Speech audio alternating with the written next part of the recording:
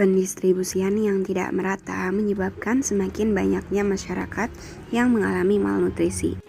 Sebelumnya perkenalkan, nama saya Nurmala Dewi dengan NIM J310200157, kelas 1C, Prodi Gizi Fakultas Ilmu Kesehatan. Kemudian, materi yang akan kita bahas saat ini yaitu mengenai lembar kerja proyek 1, 2, dan 3. Yang pertama, lembar kerja proyek 1. Identifikasi masalah. 1. Pendistribusian bantuan sosial yang tidak merata menyebabkan semakin banyaknya masyarakat yang mengalami malnutrisi. Yang kedua, meningkatnya angka pengangguran di masa pandemi yang diakibatkan semakin banyaknya kasus COVID-19. Yang ketiga, kapasitas sistem kesehatan yang belum memadai di daerah pedesaan mempersulit tenaga kesehatan dalam menjalankan tugasnya. Dan yang terakhir, pemanfaatan situasi pada saat pandemi menyebabkan semakin maraknya pelaku korupsi. Relevansi topik dengan bidang studi. Dengan tidak meratanya pendistribusian bantuan sosial menyebabkan banyak masyarakat yang mengalami malnutrisi. Sedangkan di masa pandemi ini, kekebalan tubuh seseorang sangat penting untuk meminimalkan penyebaran virus COVID-19.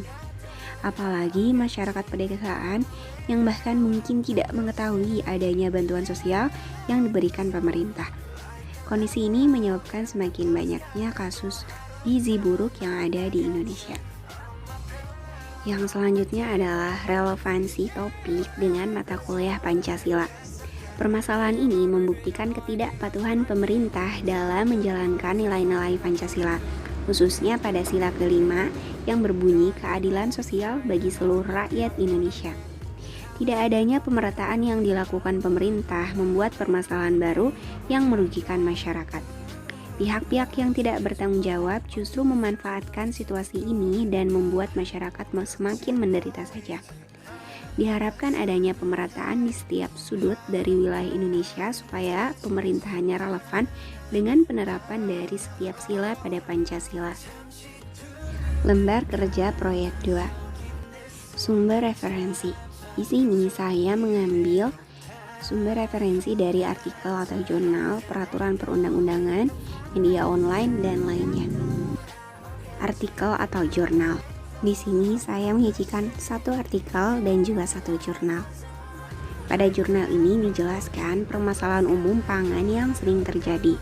Mulai dari penyediaan, permasalahan yang terjadi adalah terbatas dan menurunnya kapasitas produksi. Yang selanjutnya itu pendistribusian. Permasalahan yang terjadi adalah prasarana distribusi darat dan antar pulau dan konsumsi pangan. Pada saat terjadinya pendistribusian pangan terbatas, maka menjadikan permasalahan gizi pada masyarakat. Dan berikut adalah linknya. Selanjutnya adalah artikel.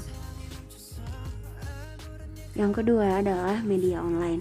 Pandemi membuat permasalahan gizi semakin meningkat.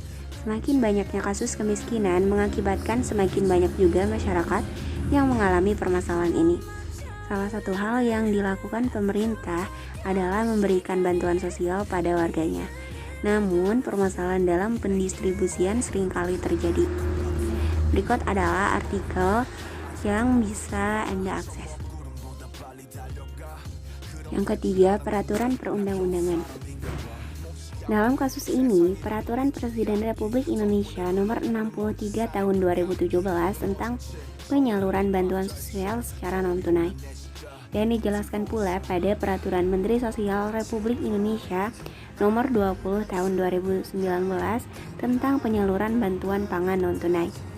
Untuk lebih jelasnya, bisa dicek di link masing-masing. Dan yang terakhir lainnya. Di sini saya menggunakan research. Jenis produk yang saya hasilkan berupa poster. Dan yang terakhir, lembar kerja proyek 3. Langkah kerja. Yang pertama, menentukan materi. Selanjutnya, menentukan media yang akan digunakan. Kemudian, menentukan temanya, memasukkan materi, melakukan pengeditan, dan merevisi ulang. Hal pertama yang harus kita lakukan adalah menentukan materi apa saja yang akan dimasukkan.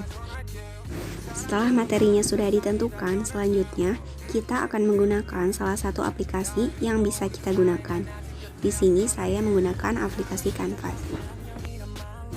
Langkah selanjutnya, setelah menentukan media yang akan digunakan, yaitu menentukan tema apa yang cocok untuk membuat poster sesuai dengan tujuan pembuatan poster, seperti penentuan warna, jenis huruf yang akan digunakan, dan lain-lain. Kemudian mengisi kerangka poster yang sudah selesai dengan materi yang sebelumnya sudah disiapkan. Lakukan pengeditan hingga sedemikian rupa supaya posternya menjadi lebih menarik dengan menambahkan beberapa gambar yang berkaitan dengan materi yang dibahas. Langkah terakhir yang saya lakukan yaitu dengan melakukan revisi ulang untuk menghindari adanya kesalahan dalam penulisan serta membuatnya supaya lebih rapi.